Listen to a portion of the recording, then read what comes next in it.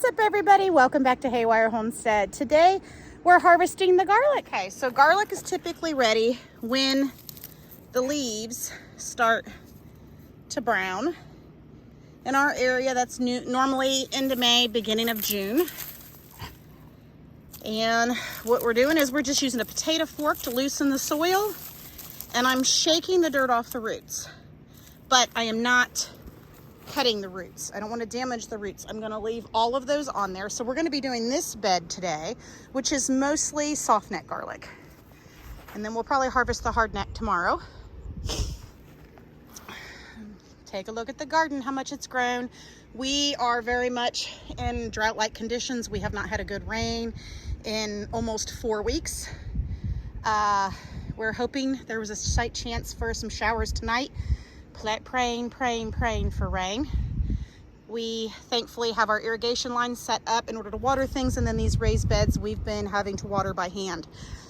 Again, I'm just taking these and pulling them out. And you want to make sure you loosen the soil, which is why we use the potato fork or broad fork, which that's what this is here.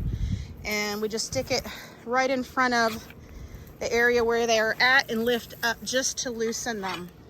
It's all we have to do. Hi, Mr. Toad. Right, this isn't even half of it, but we're going to go ahead and start hanging it to dry.